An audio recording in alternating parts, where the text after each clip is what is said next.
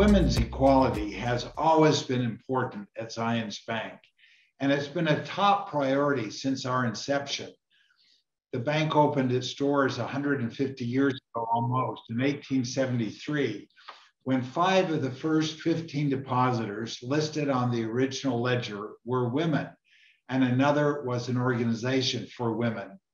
And this was an executive business decision that was made at the time when most banks wouldn't allow women to open their own accounts without a man's signature. And since that time, we have continued to strive to open doors, opportunities, and access for women to grow and achieve in their careers. And I thought it was interesting just to show you this ad that appeared, if you can see it, in 1890 for Zions Bank. And it said, "Married women have under our laws the right to deposit money in savings bank in their own names, subject to their own order. This is also true of minor children. Under this law, thousands of accounts have been opened at Zions Bank. Many such accounts now show a credit of hundreds and sometimes even thousands of dollars. Save your money, and when you get $1, deposit it with Zions Bank." And so I'm thrilled about our history, and I hope that we can build on that to help women going forward. Today's program will feature Dr. Susan Madsen, founder of the Utah Women and Leadership Project, who will provide a summary of her findings and lay the foundation for the conversation. We had her do a study based on the report that came out in Wallet Hub that showed Utah and Idaho as 2 of the worst states in the nation for women's equality. And we wanted to find out why. Why was it? And this surveys, the rankings were based on education, health, workplace environment, and political empowerment. And so Susan put together a fabulous research project and came up with some answers that she will share with us today. And our panel will also feature our First Lady of Utah, our First Lady of Utah, Abby Cox. And Abby, it's just a pleasure to have you with us. Thank you so very much. And we have Liz Owens, the CEO of YWCA Utah, and Sid Tetreault, founder and chair of Women Tech Council, and Dr. Marlene Trump, president of Boise State University. We were hoping to have Colonel Janice M. Carroll, installation commander of Hill Air Force Base, with us, but she was called away on a special assignment. So we will miss her comments and wisdom. But we have a terrific council, and this will be a terrific opportunity to hear from these leaders in our community on what we can do to improve women's equalities across the board in Utah. I want to thank our One Zions team, who's responsible for putting this organization, putting this program together today. And I again want to thank our guest speakers. I look forward to your insights and your experiences. So thank you for being with us. And thank all of you who have virtually joined us to celebrate with us Women's History Month. Building a culture of inclusion begins with us, it begins with me, and it begins with you. So with no further ado, I'd like to turn the time over to Sue Lang Panoke, our Senior Vice President of Diversity, Equity, and Inclusion, who will introduce our guests more properly and moderate today's conversation. So Sue Lang, I'll turn the mic to you. Thank you so much, Scott, for that warm welcome and tribute to all the women who have made history and continue to make history in the communities that we serve. And Scott, thank you so much for sharing that important piece of Zions Bank's history.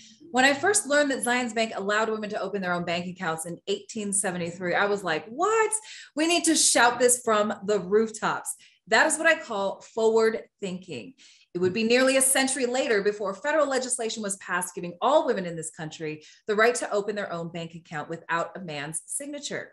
And as a woman, it means the world to me to know my employer has literally been a champion for women's equality since inception.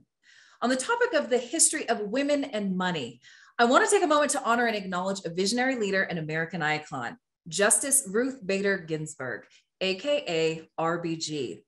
Sadly, we lost Justice Ginsburg in 2020 at the age of 87, but we will continue to honor her life and legacy today and every day. I want to share a piece of RBG history. It wasn't until the 1960s that women gained the right to open a bank account, which was a huge win for women. However, when RBG argued the first case in 1971, many banks still would not issue women credit cards or allow them to open checking accounts without their husband's permission.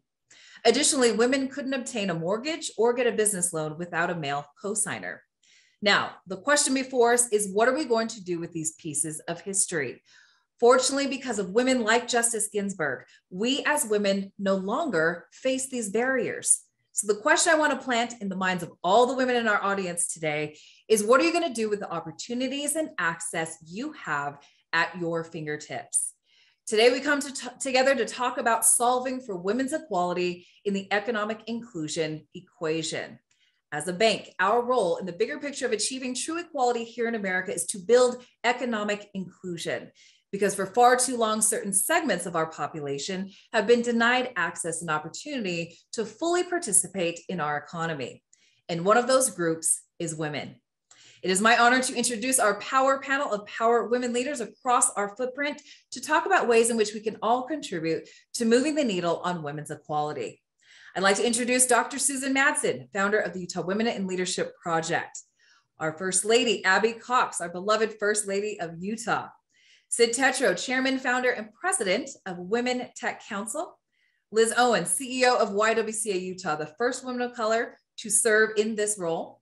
And Dr. Marlene Trump, President of Boise State University, the 7th BSU President and first woman president of BSU. I want to welcome all of our guests and recognize that each one of them have made history in her own right.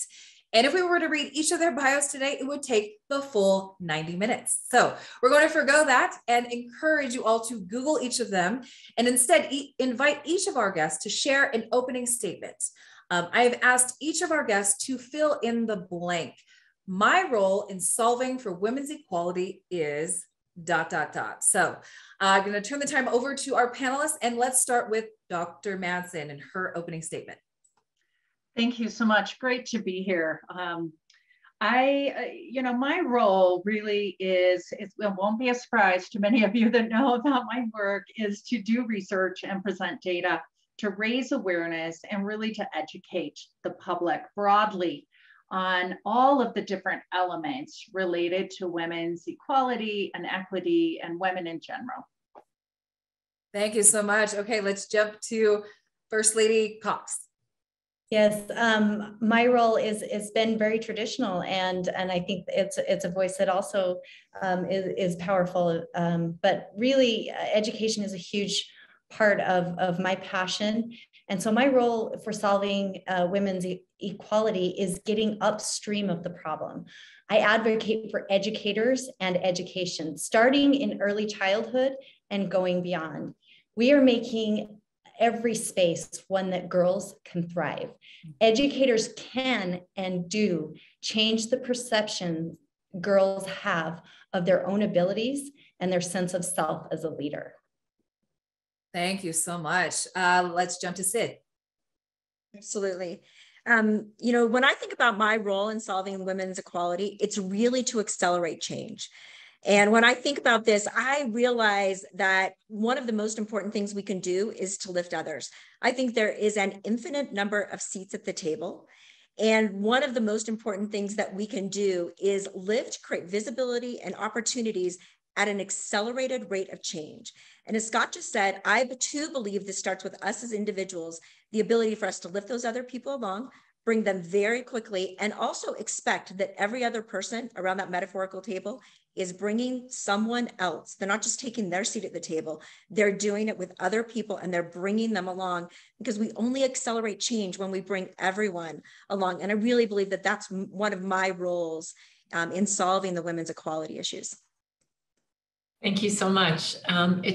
First of all, it's such an honor to be here and in this august company. I feel really fortunate to be here.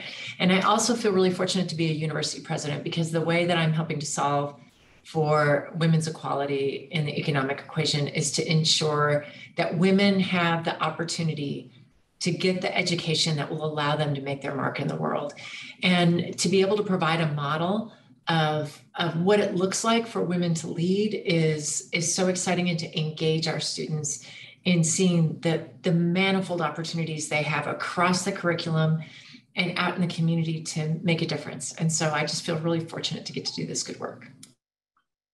Well, thank you. And Liz, we'll turn to you. All right, good afternoon, everyone. My role in solving for women's equality is helping to reduce the friction of systemic barriers and the inertia of historical and generational discrimination for women experiencing marginalization, so that all women can step into their power. Well, thank you. And we hope that Sue-Line will make it back on screen. We've lost her, but in the meantime, Dr. Madsen, why don't you kick off our discussion? I'm going to go very quickly to do my short summary of the report that we at the Utah Women in Leadership Project put together at the request of Zions Bank, who requested this and commissioned this report. So we titled it Women's Equality in Utah, Why Utah is Ranked as the Worst State and What Can Be Done. So in terms of, you might not be able to see this, but look down here, Utah 50th over here as the worst state at 29 points. And remember that for just a minute. And Idaho is the second worst state. So that's nothing to brag about, but we want to do something about it. So a little bit of background, Wallet Hub compared 50 states, and there's many different rankings, but Wallet Hub is a pretty strong one and out there, so we hear about it often. Wallet Hub compared 50 states across 3 categories, 17 key indicators, different weights of women's equality, comparing the difference between men and women.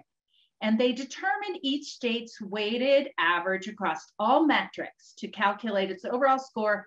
100 points is the total. And we studied their research and went back to the original or new databases to do our own deep analysis. And although Wallet Hub did not provide us with their algorithm, didn't expect that, they did provide us with some additional data and sources. So this was a very comprehensive report. So let me give you a taste of the key indicators. So there's 3 categories, like I said, and 17 key indicators. And we won't have time to go through all of them. I'll just give you a few nuggets here. So again, 100 points. The first category, workplace environment, 40 points. And you can see that included income disparity, or the gender wage gap right there, higher income disparity, disparity in the share of executive positions, and the share of minimum wage workers, unemployment, entrepreneurship, the difference between men and women who have started companies, the disparity in the average number of work hours, and then job security, economic security, then the difference between men and women and poverty. For this particular category, again, 40 points, Utah ranked 44th in this category. And I just wanted to put one slide, because oftentimes the one that was worth the most points, 12, 13 points in this category, was the gender pay gap, that disparity.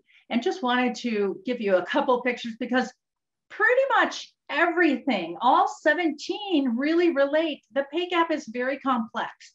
And so how many women make over 100,000 can impact the wage gap. How many women are in executive roles, the minimum wage, women's businesses, women's work hours, even math scores at 8th grade, poverty rates, education rates, how many women are in public office, that impacts as well as negotiation skills and so forth. So just wanted to put that out there. It is very complex, and many of these 17 interact with each other. So the second category, again, this one worth 40 points, but only 3 indicators. The first, the disparity in advanced educational attainment. So not at the bachelor's or associate level. They used to years ago in the rankings to do that. But now it's really those degrees beyond a bachelor's degree. So each of these is worth over 13 points. The second is the disparity in math scores at 8th grade. And so we are 41st, I believe, on that. And then the disparity of the perception of men and the perception of women in the affordability of doctor's visits. And so the last section is 20 points, and that is the share of lawmakers. The first one is political empowerment. The first one is the US Senate. The second is how many women do we have in the US House of Representatives, and then the state legislature, and then the disparity in the share of state elected executives. And so in terms of that second one, education and health, you can see right here, we rank the worst on that one. And in terms of, and I hope you appreciate my background here, that brick wall, the political empowerment on this one. And you can see here that it's 49th. So those are the three main categories. And then you saw some of the details there. I wanted to conclude, as I said, set the stage for this, is we took all of that and really provided 10 specific recommendations, and many are associated with points. And so not to compare too much with Idaho, but Idaho is 49th, Utah's 50th, and we're about 7 points below Idaho, just so you can get a feel for that. The top state, by the way, is 77 points, and that happens to be Nevada. And so our number one, worth 5 points, is let's elect a woman for one of the 2 seats of the US Senate, elect women for 2 of the 4 seats in the US House of Representatives, reduce that disparity related to women's perceptions of the affordability of doctor's visits, even by just 1%, and then shrink the disparity in math scores by 1%. And that's, again, 8th grade math scores. And in Utah, we have quite a gap between boys and girls in 8th grade and those math scores. Elect 1 additional woman to a statewide executive office. And we have 5 of those in the state, and 1 right now. The lieutenant governor is the one that we have. Add 780 women to executive positions in the state. And those are really CEO, COO, the C-suite positions. Elect 7 additional women to the the Utah House and Senate. Add 1,000 additional women-owned businesses in Utah. Now we say sustainable is the key, right? And then these last 2, really, they were hard to calculate exactly how many points if we did exact things. So I put them at the bottom, but if you look at those points, they could really be number 1 and 2. And that is narrow the gender pay gap, which is quite complex. And then this one has potential to be the biggest amount of points, and that is increase the percentage of Utah women completing graduate degrees.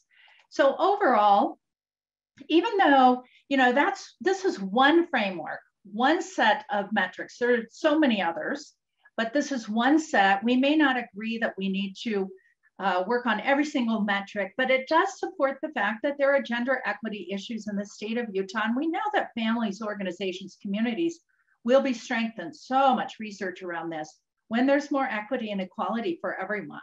Yet, I always say this when I present on this, our path forward may or may not be to try to move all those 17 in different ways. But shifting the ranking is just a proxy really for making meaningful changes. It's not all about the ranking, right? But meaningful changes in the state so that all women and Utahns as a whole can experience equitable access to opportunities that will help them thrive. And then I have a couple questions that I like to throw out at the end.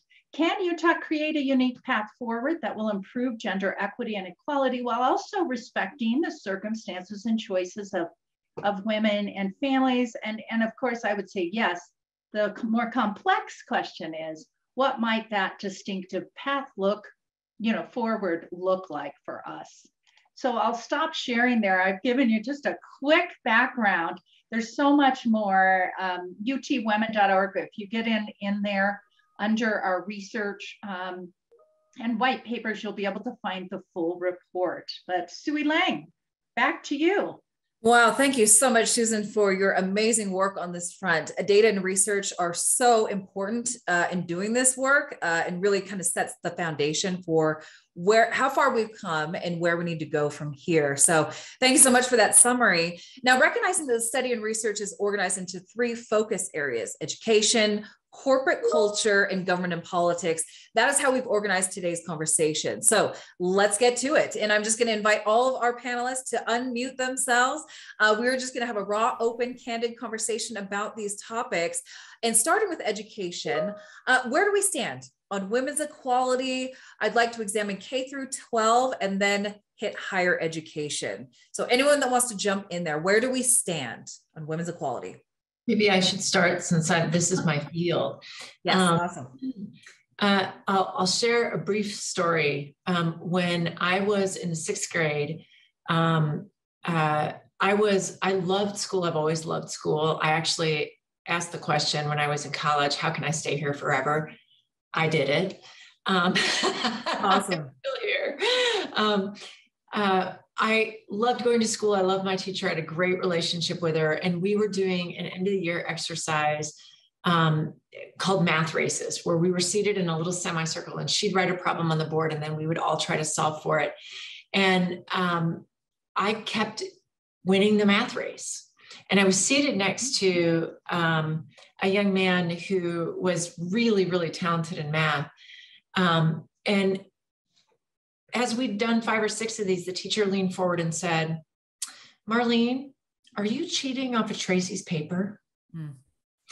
And the bare logic of that, the fact that I was getting the answer first, should have shown I couldn't have been cheating off his paper.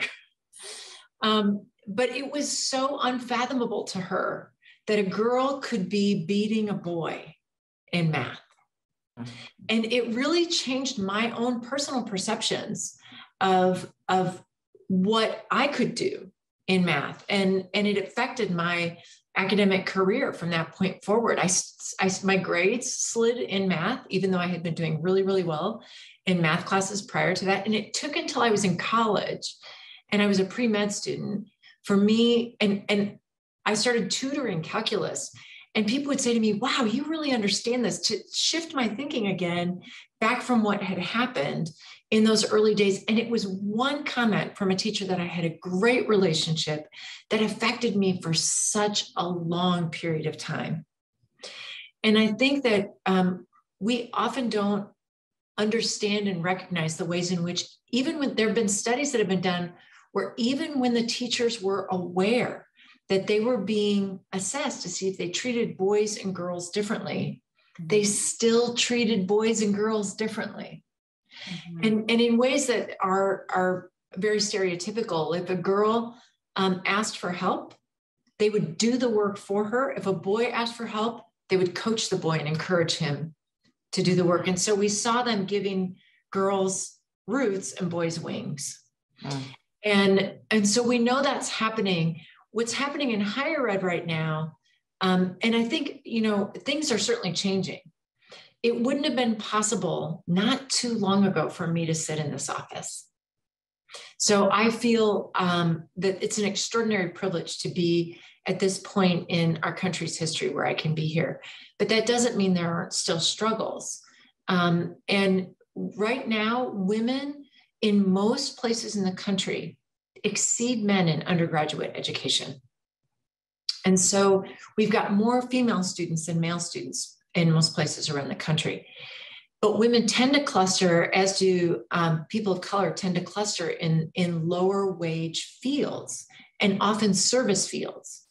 So social work, nursing, where they might make a lower wage. And we have the same, I'm an English professor now, which I know sounds funny since I was pre-med, but we often have people afraid, just like they're afraid of poetry, they're afraid to take classes that are math heavy or stats heavy, especially if they think they're going to be one of a few folks in the room who look like they do. And so I think we need to work to create structures that really encourage young women to take on all of those fields, and that really encourage the full diversity of our population to seize those opportunities. And then we need to provide opportunities for folks when they are in school and in college to experience what it is like to work in these places. We have a lot of students who are interns and who are serving at science, and it's a good experience for them to recognize they can move in the business world, they can move in a world that's got complex money questions that are circulating. It changes people's lives. Wow, thank you so much, Dr. Trump. You are resonating with so many of us. Other thoughts, Susan? I was just going to jump in and say that disparity in 8th grade math scores impacts women the rest of their lives. And there are countries that have no disparity. And there are other states that have so little disparity. So we can't shove that aside and just say, you know, there's reasons in Utah that we have a bigger disparity. Well, and it's so it's making me think of a couple of things. You know, obviously, I think a lot about women in STEM, which, as was just mentioned, right, it is one of those areas where the jobs are paying 137% of average, right? We have data that says this, and it's also one that women don't traditionally choose, right? We still, in the state of Utah, we're at 23.5% of the tech population that are women. So we think a lot about how do you influence those young women who are in junior high and high school, and then all the way into those pathways. And I'm just thinking of things that are, you know, that are solutions in this space. There's actually an educator in Uinta who, to the story that was just shared, who is taking aptitude tests from young women because they're not choosing STEM. Now, they don't choose for many reasons, but one of those is they think that math and science and being a single representation is difficult. And because the aptitude for boys and girls is equally the same for tech. And so she takes this aptitude test, and then they're actually moving the students into STEM opportunities. It was one of the reasons or ways that she brought girls to we had a couple thousand girls at an event a couple of weeks ago. And she used the aptitude test as the accelerator to say, no, look, you can do this. And let me go find you a group that looks like you. Because one of the things that we find most often is representation.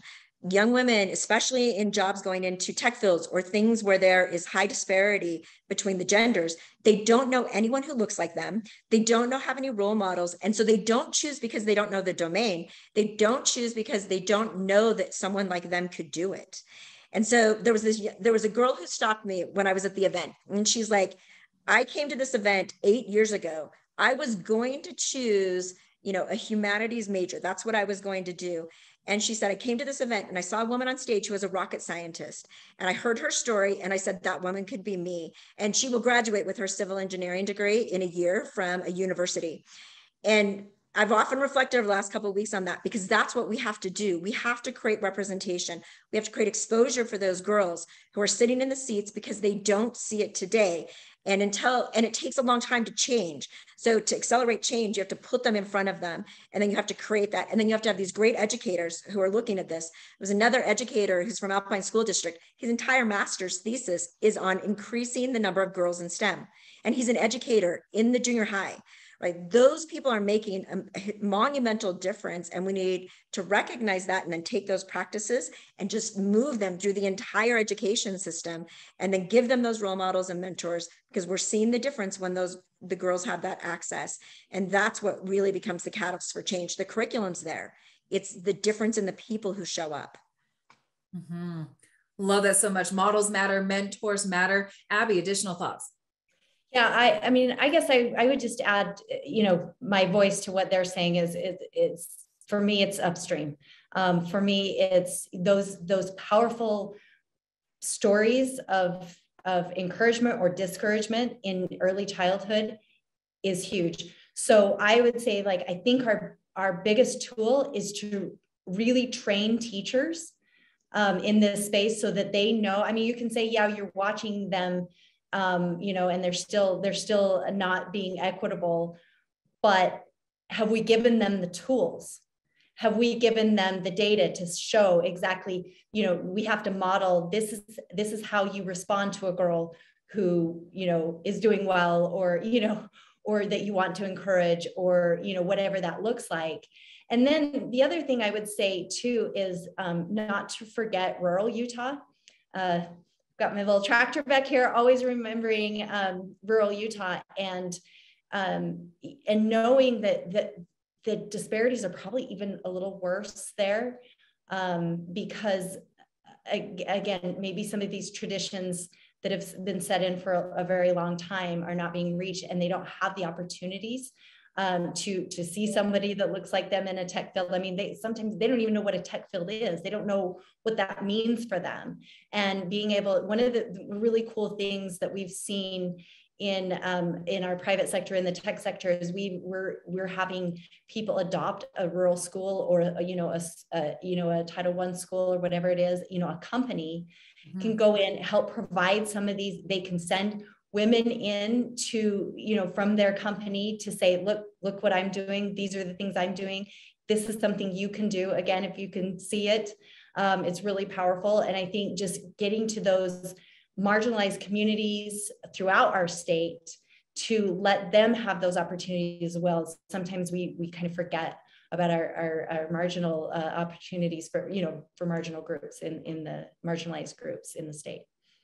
Agreed. And on that note, I'd love to bring Liz in, since YWCA Utah is serving some of the most vulnerable populations in our state. And Liz and I were just recently discussing this, also thoughts on a woman's role in education. And throughout this pandemic, women were running households. They were serving as educators. They were homeschooling. They were educator, administrator, and everything else in between.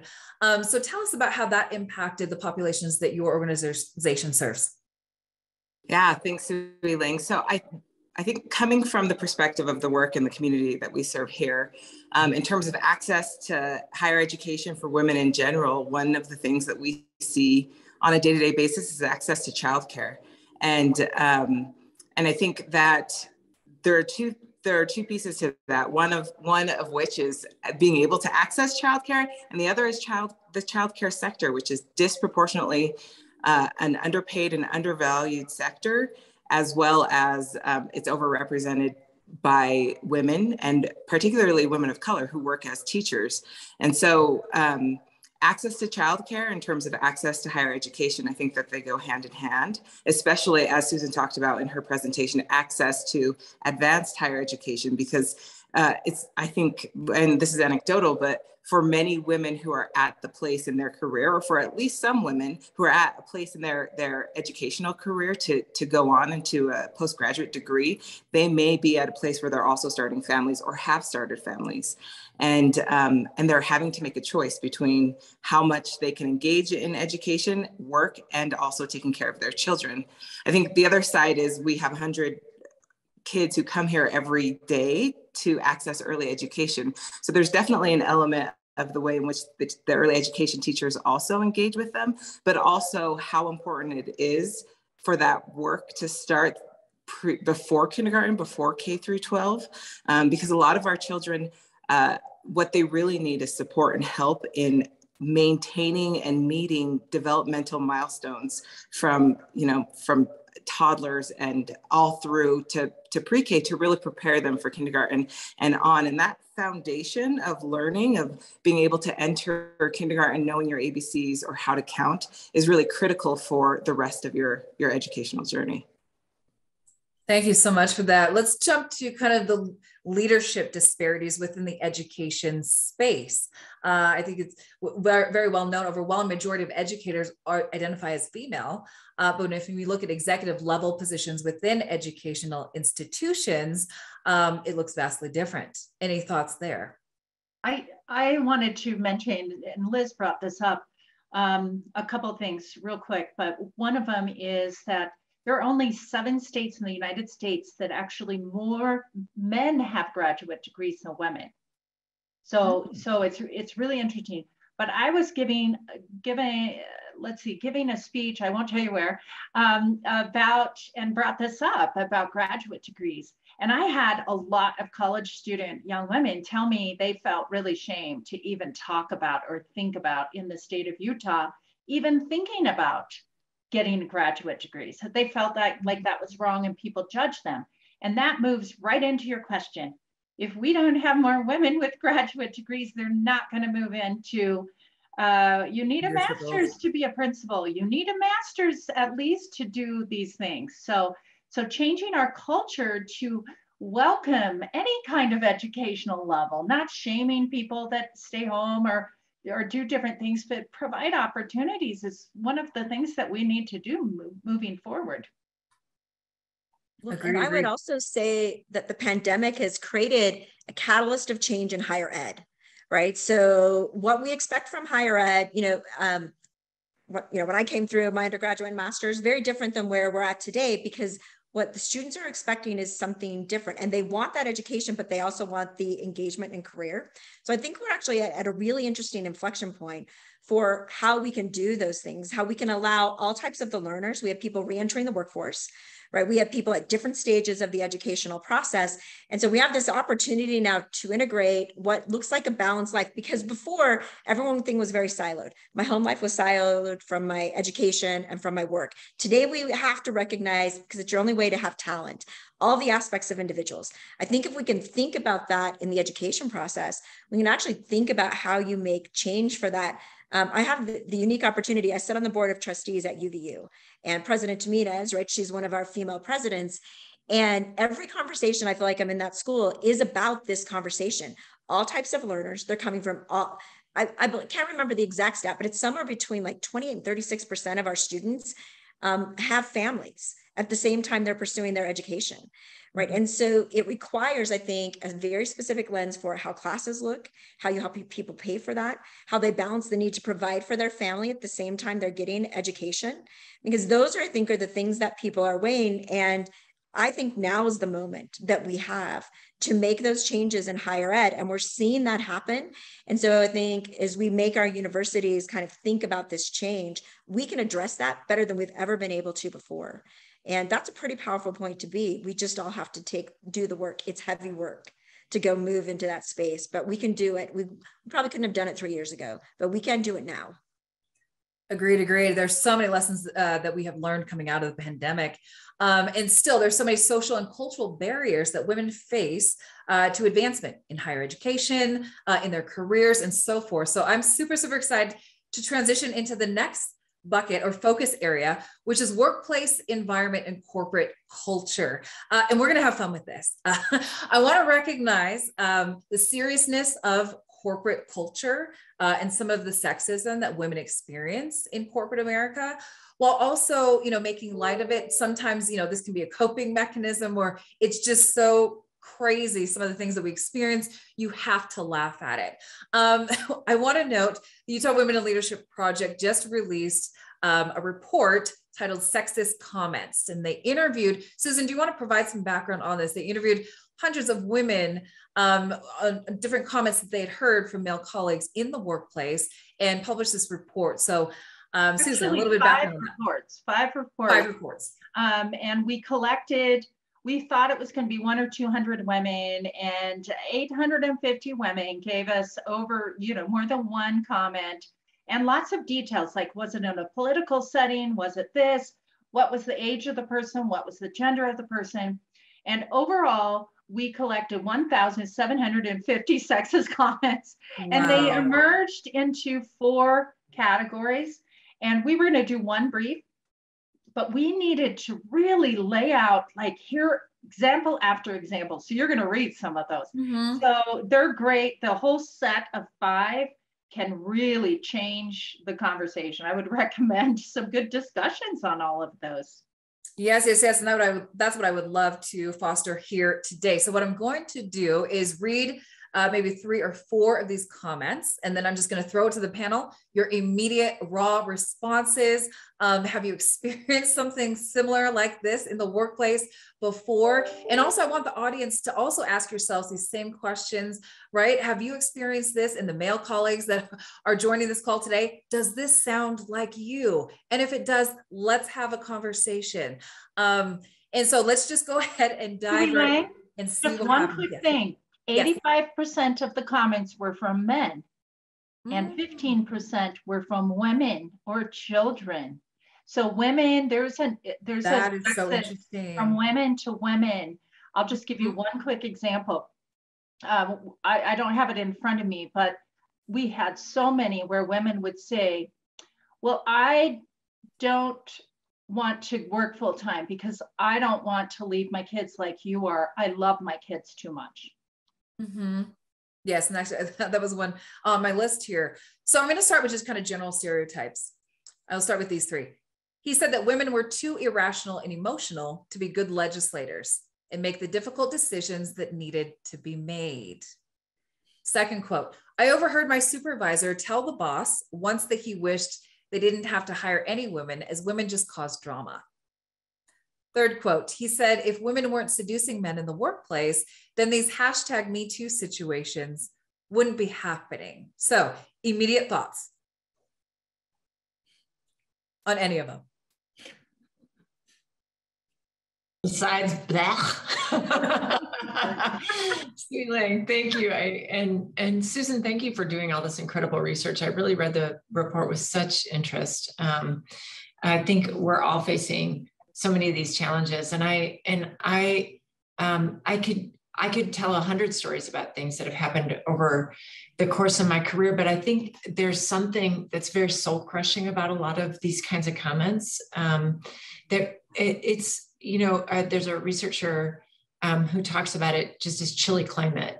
It just discourages people. It's not an absolute barrier. And in teaching women's studies classes, what I would often do is ask students to do an assignment where they did something that felt gender bending to them.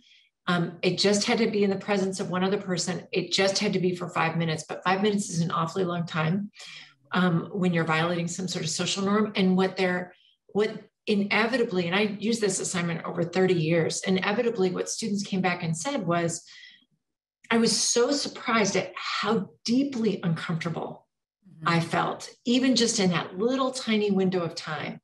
When somebody was, usually people responded as if it were a joke at first, and then people would get upset. And in 5 minutes, you can go from 0 to 60 with people around you. And what they recognized is it's not about any legislation that's preventing them from doing something, or anyone standing with a gun that's prohibiting them. It's those very subtle, those comments, those social markers that can really make a profound impact. And to speak to something that the First Lady said, teachers aren't trying to ever undermine students' well-being. That's why they go into that amazing profession, is to lift students up. But just because you become a teacher doesn't mean you're then no longer a part of the culture that has raised you and taught you to think in these ways. And so I think it's really important for us to prepare people to face those kinds of things and to have a growth mindset in relation to those kinds of experiences, because we're all going to face those kinds of barriers and those kinds of comments. And the more we have that growth mindset, which is that you learn from the struggle, that you don't let other people determine what your limits are, and that you continue to challenge, you take on the challenges. You know it's going to be tough and you do it anyway. And that's how you grow. And I think that there's some they can be such discouraging things, but I think there's such hope still too, in spite of the fact that we still hear these things all the time. Mm-hmm. Thank you so much, Dr. Trump. I've seen so many women turn these around and turn them into motivators, right? Other thoughts on those comments? I would just, there's a couple of kind of personal stories. One was, I was working at a ranch in Colorado when I was in college. It was the first time I'd been really living away from home very far, and just really with a very diverse group of people that I'd never been around. And I remember I had a moment where I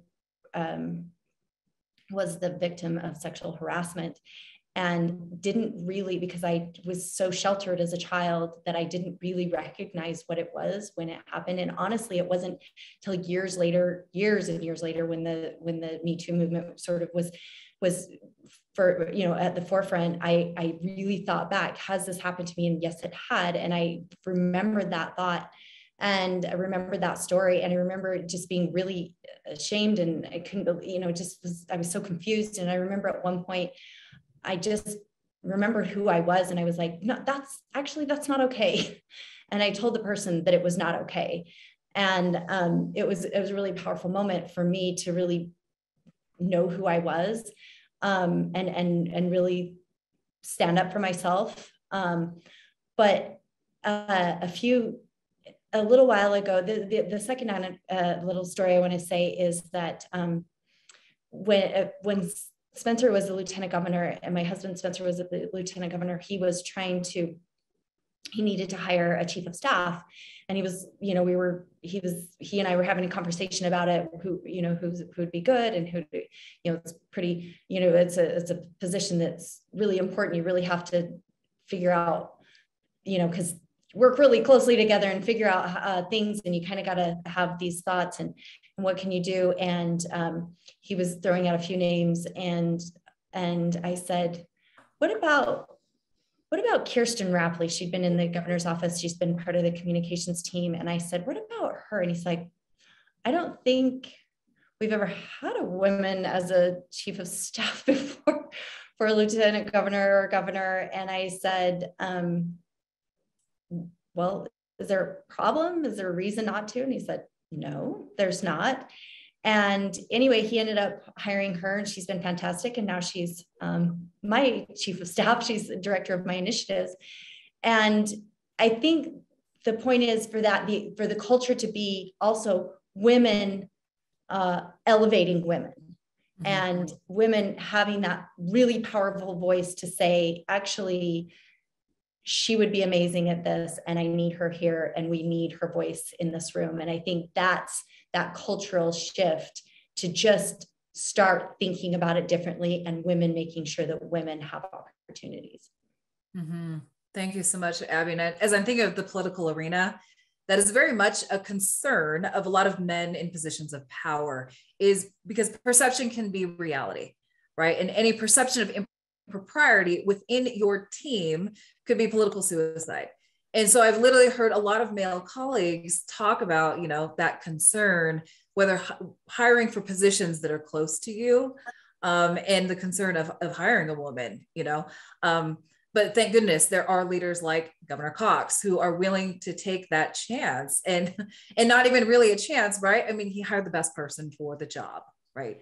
Well, and really we always talk about, because sports analogies, but building up the bench. Because if you don't give somebody the opportunity in that moment, you're just, again, you're not getting upstream, you're not building up that bench, you're not getting women in positions to take leadership roles. Can I just say that even though some other states struggle a bit with this, over and over and over, do I hear women that have moved to Utah from other states and say that it's so different here, that they feel more of that discrimination in terms of even, if it was a colleague that was a male, they would go in a car to an event and there would be mentoring along that. But if it's a female, they would say, well, no, I can't do that. So those subtle things that sometimes people, going to lunch, going to dinner, we take other people with us if we're going with a woman, if it's a man and woman, and not if it's, but all those things are discrimination. So I just wanted to point out that even though we see that other places, I have gotten the feedback so much that from people that have been elsewhere that say we've never seen this kind of protection. I don't know what the word is, but Abby, you're smiling. You've probably heard that too. Yeah. That's definitely real. I mean, I'm just speaking of cultures like Washington, D.C. versus Salt Lake City, Utah is vastly different for, those male-female professional relationships. There are a lot more cultural and social barriers here in the Beehive State, I would say. Liz. Yeah, so I just want to pick up on something that Dr. Madsen mentioned, and then also Abby, and that is I've had the privilege, and I will call it a privilege, to spend my career in organizations that are led by women, and that the workforce is majority of women. And as I was reading through these comments, although they weren't exactly the same comments, the intent behind them were not unfamiliar to me working in women's organizations. And one example that came to mind is that isn't too far in the past, but I was participating in an interview process, and one of the interviewers, who's a very successful woman, asked the interviewee how she would be able to balance her job having a young child. And that may sound like that's something that you heard in the 70s, but that was this year. And I thought to myself, like, what a perfect example of a question that is probably rarely, if ever, asked to men with young children. And it also made me consider how that question might illustrate some of the just the inherent, as Marlene talked about, messaging that women are also part of, like, that women also receive and then create barriers throughout the organization to professional development. And it makes me think of what Abby just shared about how we counter that by women supporting women, and also men. I think it's all of our responsibility to work toward gender equity, and we all have a stake in it, and we all benefit and suffer from gender inequity.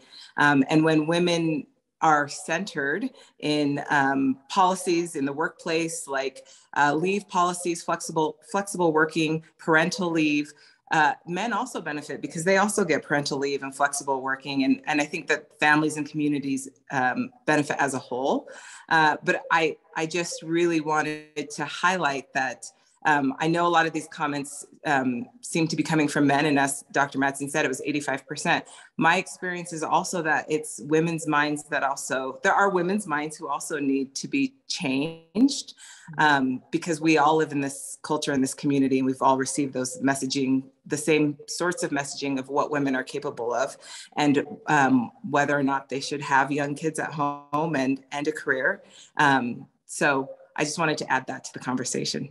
Yeah, no, thank you so much for that, Liz. And on that note, let me just read a few more on the topics of women's internalized sexism and what we call the motherhood penalty.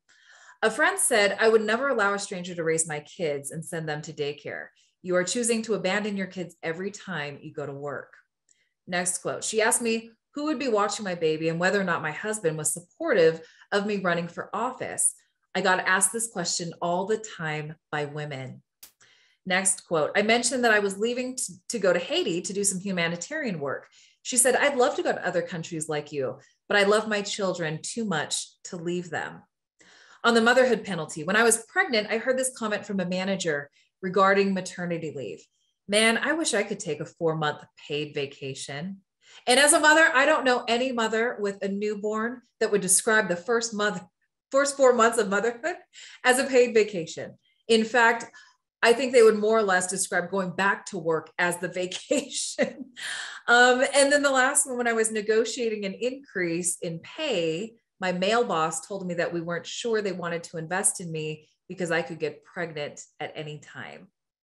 So, thoughts on those comments? Well, the last one's obviously a lawsuit, so go for it if that's you.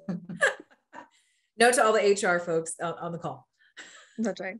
I mean, I think I think all of us have the same reaction to all of the comments, right? Like, you know, they happen, and it's still disbelief that they do, right? On both sides of it. To the conversation that we were just having, this is so, like, there are cultural things that are embedded in every culture.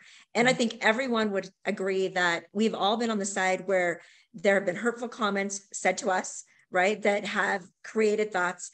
And there's a chance that we were unaware that something we said was hurtful to someone else along the way. I think we sit in a space of those. And so when I think about these comments, and I've thought a lot about this since we've been discussing it over the last month, about, like, well, how do you react in those, and what's your responsibility, and what categories do they fall into? Excuse me. And what is my obligation in this ecosystem to make change? And I've had two thoughts around that. One is, there are sometimes when you run into a series of people and they say those comments, and you know that they're never someone you can change, and that it was malicious and it was harmful. And that, for me, is one bucket. I believe a large majority of the comments come from people who didn't realize how hurtful, malicious, and wrong the statement was that they said. And so then it puts me in this mindset of, what was my obligation in those moments to drive the change and conversation? and make it different for both them and what they should understand, because people do come with biases. They do. And they have cultural things that come around them and things that they should not do. And so as I've been in a couple of these situations, I actually remember one situation when I was doing a venture capital raise, and I was part of the deal team. But when I walked in the room, someone assumed I was the secretary. Right. And not one question came to me. Right. And for the whole meeting, like this was an hour and a half meeting, and I was the one who could answer all the technical product questions. And I walked out of that room, and of course I was really frustrated. Right. And I turned to one of the gentlemen who was my CTO. And of course I was like, okay, right. Like totally unacceptable. Did you see that? And then we had this whole conversation around it from an internal perspective of that. And he's like, because in his moment, he saw it, but he wouldn't have fully internalized what happened in that meeting for me until I talked to him about it. From that moment on, we've worked together for 15 years. He has become an ally every time that situation arises for me and for other people, because I made him aware, right? I said, that can't happen. Like, you can't walk into that room. And so he will intentionally do things in meetings if he feels like I'm faced with that, to make sure that the room dynamic changes. Now, he wouldn't have been that aware had I not said something. So I didn't take the opportunity to like slam him or put him in a corner. I said, the person that I needed help from, I went to him and I said, did you see that situation? Did you see what happened? And I actually frequently talk about that with my male counterparts and allies all the time. When I walk out of a situation where I know that because I was a woman, they didn't consider me at the same level of something else. Could be in a negotiation, could be in a fundraise, could be in any situation. And those men who I make aware become my allies every time. And they become allies for other women. And so I think a lot about, I know these comments exist. I've been on the other side. I've been on the receiving end of them. But we have to change it by making people aware and talking to them and being willing to have those really hard conversations in ways that productively move us forward. That is also very difficult. And I also recognize, depending on the level that you sit in a company, it may or may not be possible. But it is also the way that we create change, by creating those conversations and finding the pathways to make people aware. Love that so much. In our research, we had so many people. We didn't just ask them their sexist comments. We asked them their responses. So I put, and so what's interesting, and then we tracked, and I have to give a shout out to Robin Scribner, who did so much of this analysis, and also April Townsend.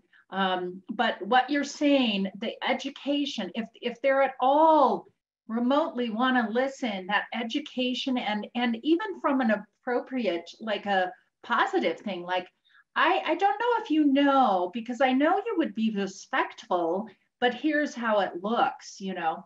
Also, I wanted to mention, I looked at one of the questions. One of the things, when you are in shock and you don't know how to respond, what we know is that if you give yourself a few seconds, a minute, then you can kind of think more strategically. So a few responses is just having a few things like in your back pocket.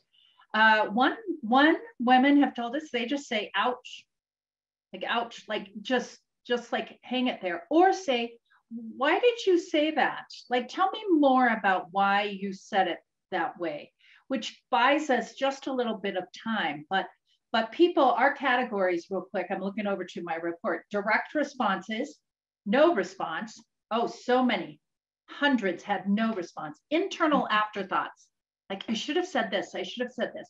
Yeah. Indirect responses, emotional responses, and other kinds of responses. So. And Susan, I just want to add on to that, you know, since because I think there's another thing happening right now that we have to figure out how to help move forward. Since the pandemic and most of us have been working at home, it also means when we hear a comment like that, people aren't responding. And so that like our emotional response is happening after we leave the meeting. We didn't have the moment to say that, or we didn't say something. And then it becomes this really big issue that no one ever addresses. And so I fear that we're also in this place that is harder to move it forward, because we sat on a Zoom call and then we clicked end and someone said something and no one said a response. And then we never get back to it. And then it just becomes this thread that gets pulled. And so I think we also have this obligation to pause, to say those words, to say, ouch, but to do it in the context of when it happened so that we can help create that education for change. And I know the hybrid world is making it harder, right? I know that people on my team, if someone ever gets offended, they don't say something, and I can't see them in the hall to catch them and say what happened. And so I think this is a really big issue that we are facing in the hybrid workforce today.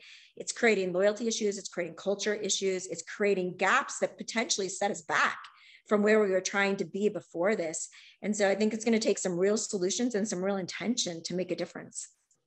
Love that so much, Sid. And I know I personally have like recruited people in my own personal circle to allow me to release all of those things, right? When you start to think about, oh my gosh, how should I have responded? Or that was really inappropriate.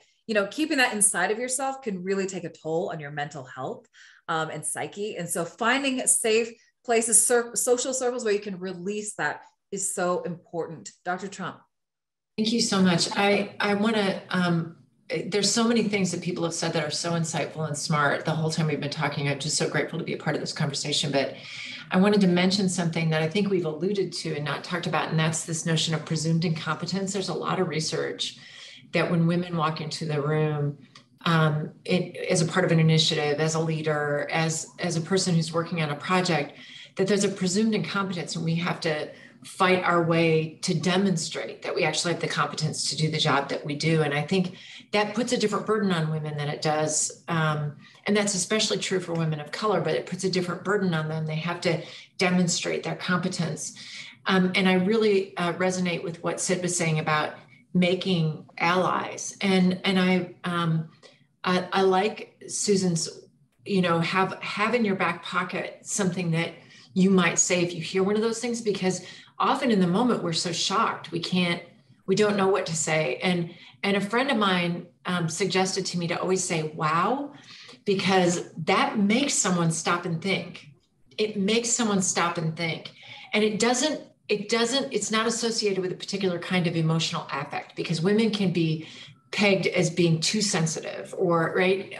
Wow is a way to make someone stop. And if I can, I'd like to talk about really briefly, two things that happened that I think are interesting, because there was a question in the Q&A section that I wanted to speak to, because it was asking about this. What do you do? I went up when I was a young faculty member. I went up and approached the president of my national body, the national organization in my field. And I said to him, I just really want you to know that I'm enthusiastic about being involved. I'm a hard worker. I'm really excited to be here, and I'd love to know how I can help. And he practically patted me on the head, and he said, honey, there might be a day when we'd need something from you, but aren't you a little inexperienced? Which of course was apropos of nothing. I mean, how would he know what kind of experience I had? But what happened, because I took that risk, even though that was an incredibly shrinking moment for me, I didn't know what to say. I was a senior person in my field. And I think we have to make those judgments all the time. When do you speak? When do you not speak? When are you taking a risk when you speak? I think we have to really use our judgment. And that's also why I like what Sid and Susan were saying about taking a tick, right? You take a breath before, and so you give yourself a chance to decide. But they had someone pull out of a major project later that year at the last minute, and he remembered that I had spoken to him, and he called me, and that was my pathway into that organization. I eventually became president of that organization. And so even though it was a painful moment, that effort really mattered, and he did remember it. And I think Sid was right when she said sometimes people aren't even aware of the things that they're doing that are diminishing. And so the second thing I wanted to say is that I really think whenever we can do generous educative intervention, and this is something Liz was speaking to, we sometimes we know and sometimes we don't when someone's being malicious. And Sue Lang, you said this too. But whenever we can take the opportunity to do some kind of generous educative intervention. And that's not always in public. Sometimes it's afterwards.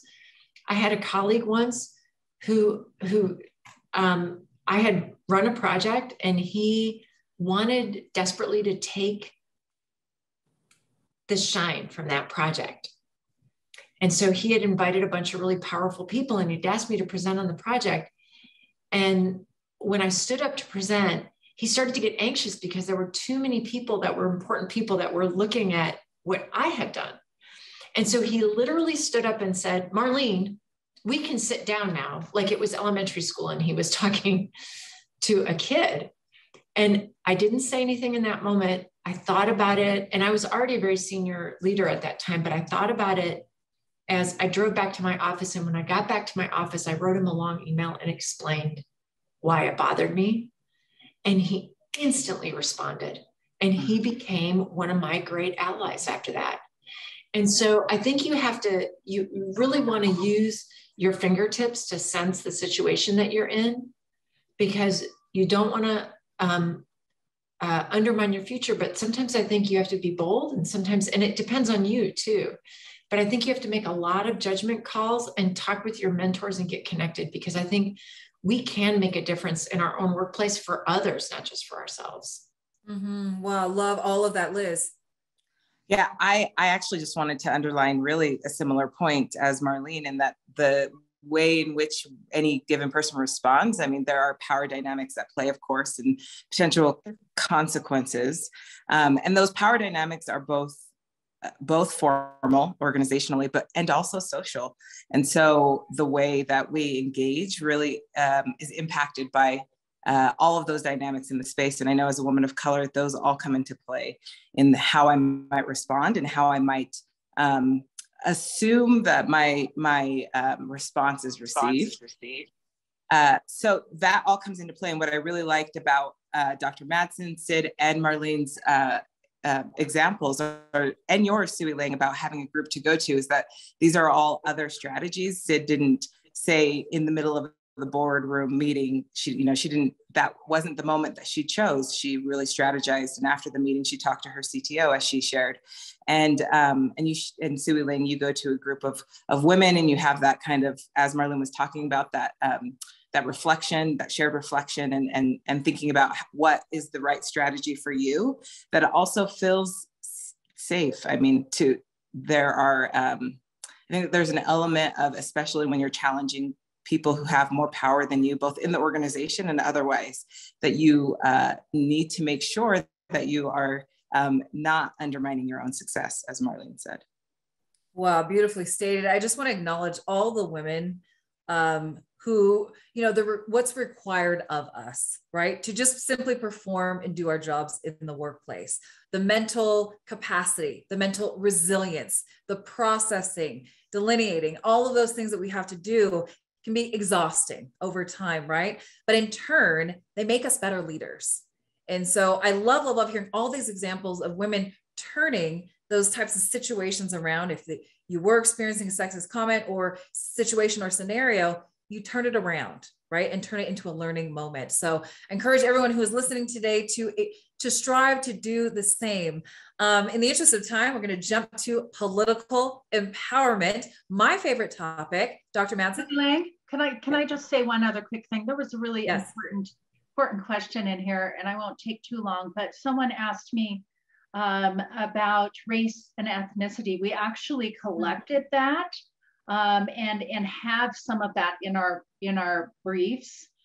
We did collect some quantitative data, and a lot of the differences in race and ethnicity didn't come out in that, but we definitely found, and they have a section on intersectional discrimination where women and race or age and a combination of things. So just want to highlight that we did some of that work in our briefs.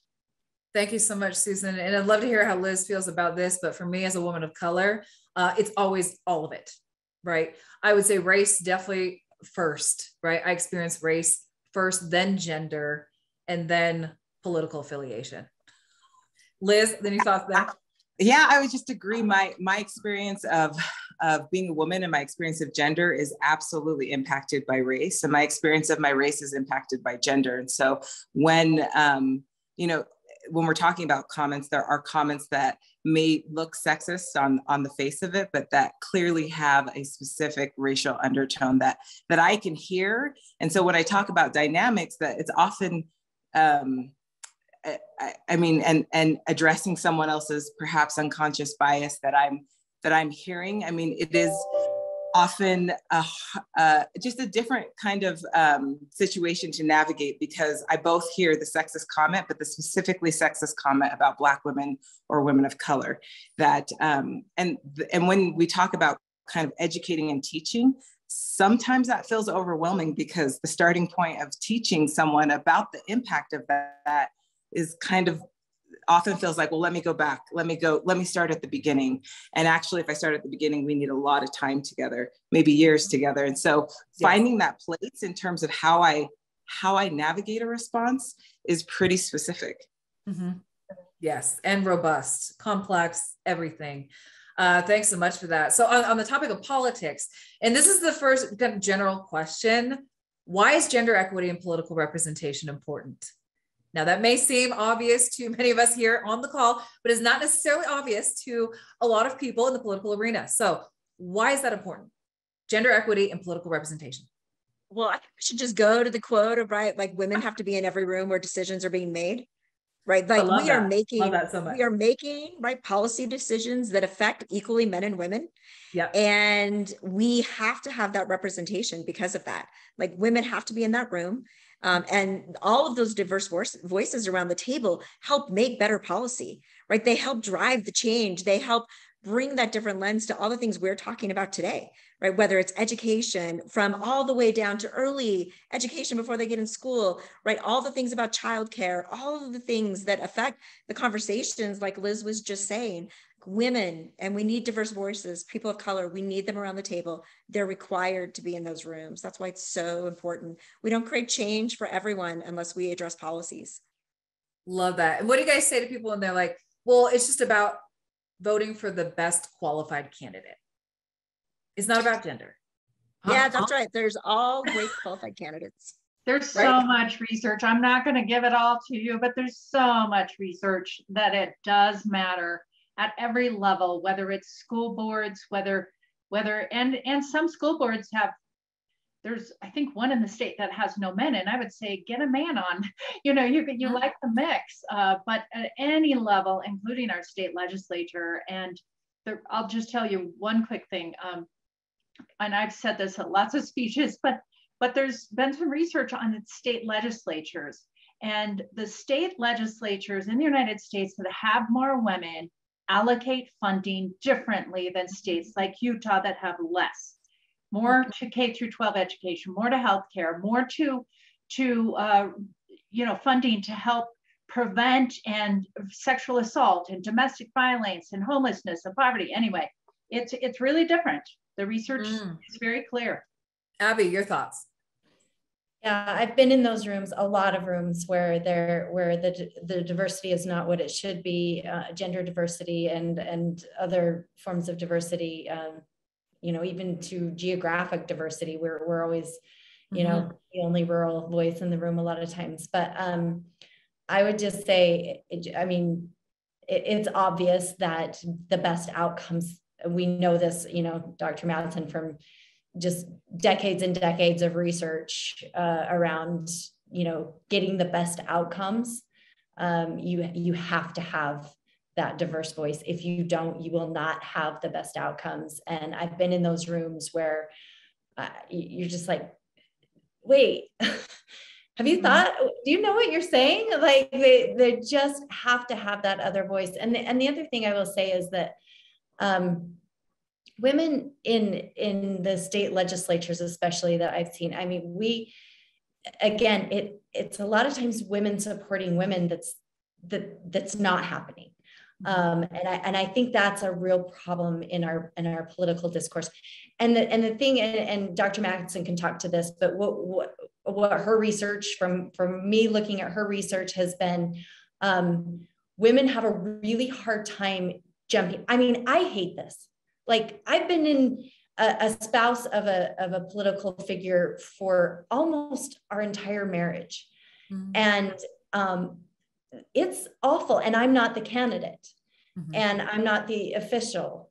And I am to some extent now, but the problem is it's dirty, it's gross. People don't want to do it because people are mean and awful. Mm-hmm. And so there's a reason women don't want to do it. And so I think unless and until we change that culture mm-hmm. of how we talk to our legislators, how we engage with our legislators, how we have conversations, how we have disagreements, can we disagree better? Can we respect people's opinion? Can we be willing to listen and learn and change our minds? And unless we can sort of change the culture around that, I don't know that many women want to jump in this. And I'm so thankful for the women who are, and we have a great field that are running this year. I just would, as women supporting women, and not just because they're women, but really look at these candidates. They're amazing. And we need to, as women, encourage more women to run. And I think as we do that, the culture does shift, the culture does change. And as we get more, I mean, it's just a cycle. So we get more women in there, the culture changes. You know, the more we encourage them, we get in there and the really the discussion, and we can start to say, no, we have to have empathy. We have to have compassion. We have to have diverse opinions, and we have to be able to be open-minded enough and not, you know, go to our political tribes. I just think the whole culture has to shift in order for women to get in there, and women have to get in there for it to change. So I don't know, it's a chicken and egg thing. Right, what comes before, right? Wholeheartedly agree with everything you just shared. And I think I can speak for everyone here. We all have the utmost respect for anyone, woman or male, any gender identity, who puts their name in the hat. Dr. Trump. Thank you so much, Sui-Ling. Can I just say here to that?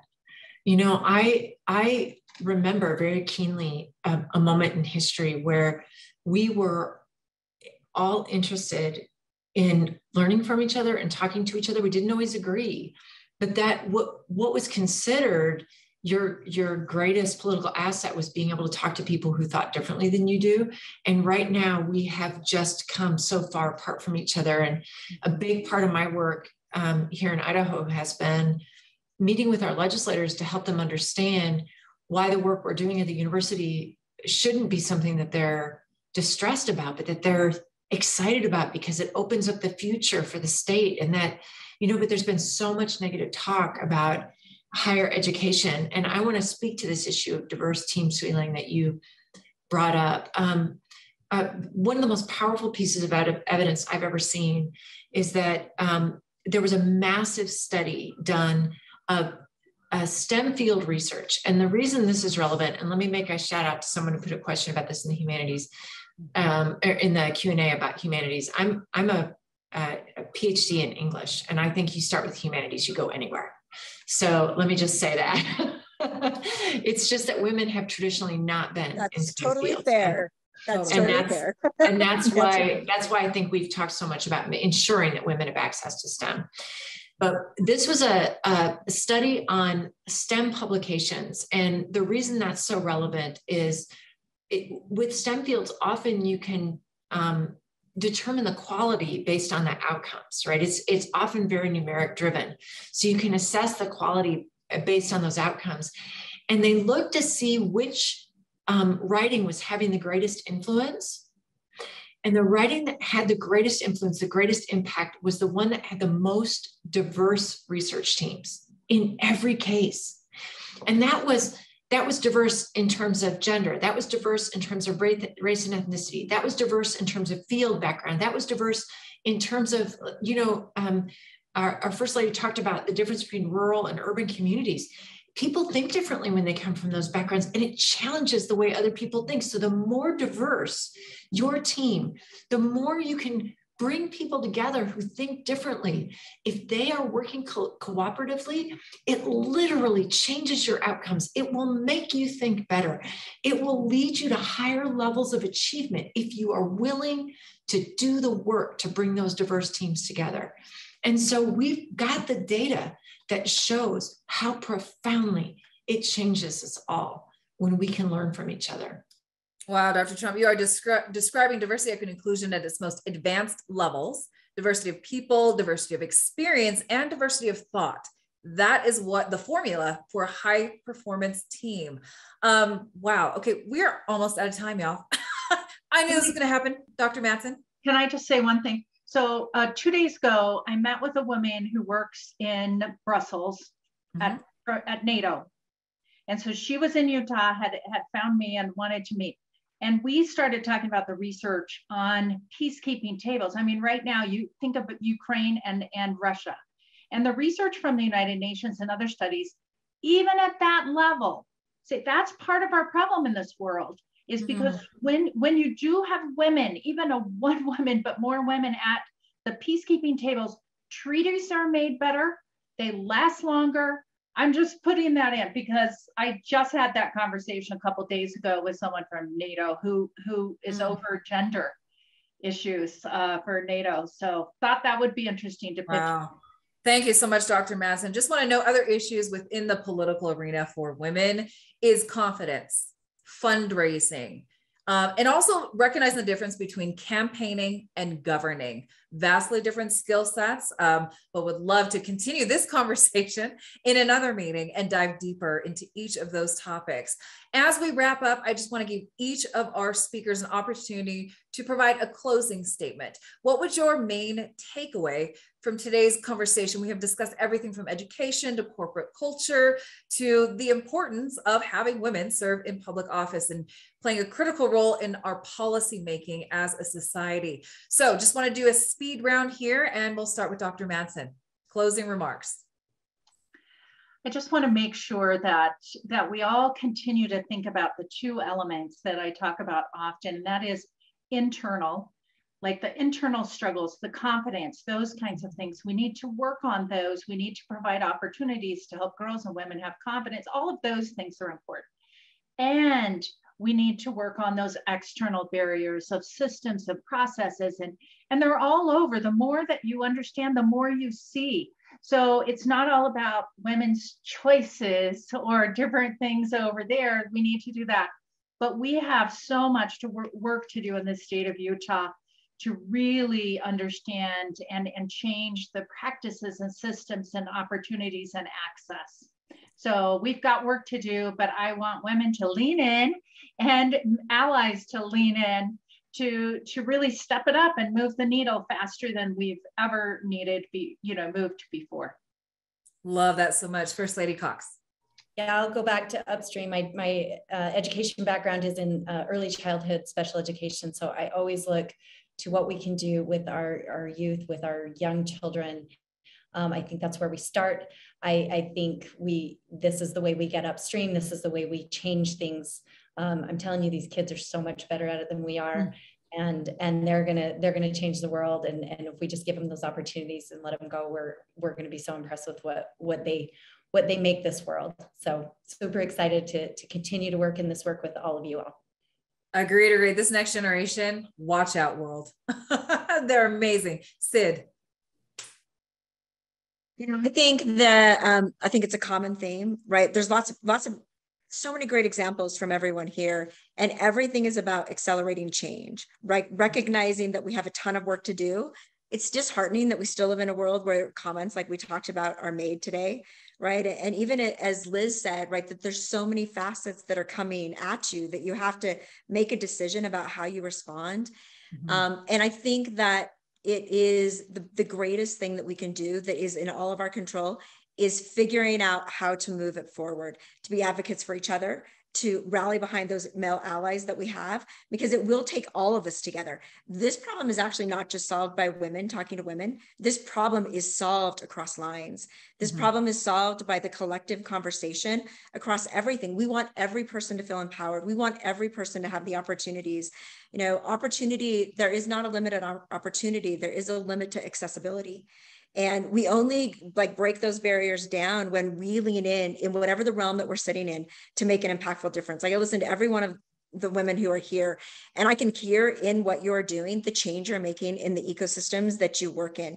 It's really powerful. It's powerful to think about how not just like it's making me reflect on, I think about STEM all day. I don't think about all of those other worlds, right? And then, you know, and it makes you reflect on, even from that perspective, how do I make sure that I'm creating that inclusive conversation? So whatever we can do to be the accelerator for change, remove those lines and create the conversations that are hard. So the person who comes behind you doesn't have to have it.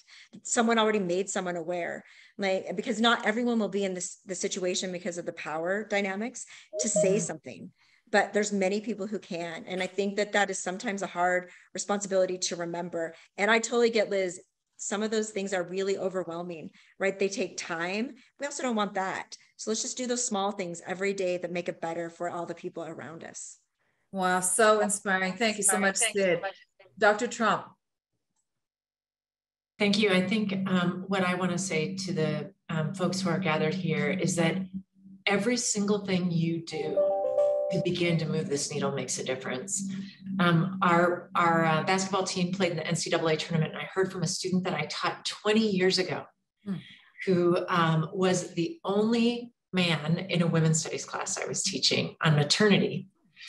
And he wrote me and he said, he'd never written me since the time that I had seen him after at graduation. And he said, I saw you on TV at the NCAA tournament today, and I had to tell you that class made such a huge impact on me.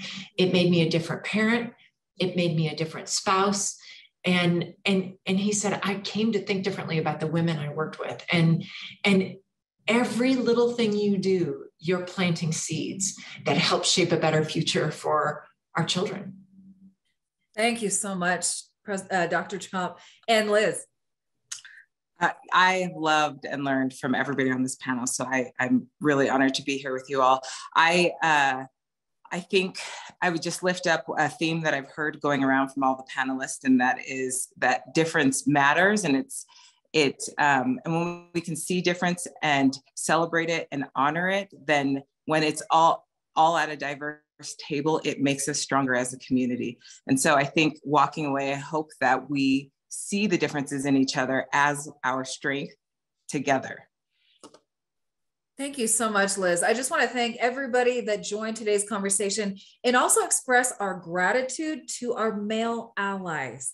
I think that came out in everyone's remarks today, how important it is for women to work with men together as equitable partners. And with that said, one of the most influential male allies in my life is Scott Anderson. Scott, if you are still here, would love to hear any closing remarks that you would like to share.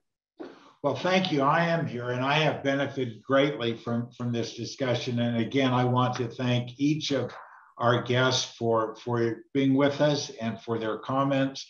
And as you have been talking, I've also been reading some of the chat and notes that have come up on the side. And I think as you read that, you realize how important this discussion has been. And I just like to close by reading one that said, thanks to each of you outstanding role models. It will take all of us to continue to accelerate change for women in education, the community, work, and policymaking. Thank you for this important discussion. You gave everyone such great takeaways to implement in their unique spheres. And I think that's a great way to end it. Thank you all, and thank everyone for joining us. Thank you so much, Scott. I just want to thank each of our guests for joining us today. This has been such an inspiring, thought-provoking, and hopeful conversation. I also want to thank our One Science Communications and Marketing team, Jared, Rob, Robert, Hannah, Heidi, Julie, Kelsey, Ashley, Nicola, Malcolm, and so many others for promoting and producing today's event. It takes a team. And thank you to all of you for zooming in to join our community speaker series today. One voice, one story, one conversation can make the difference. Building a culture of inclusion begins with us. It begins with me. It begins with Scott, Susan, Abby, Sid, Liz, and Marlene, and it begins with you. We look forward to you joining our next community speaker series. Stay tuned for details on our Zions Bank community page. And until next time, we wish you a fantastic rest of your day.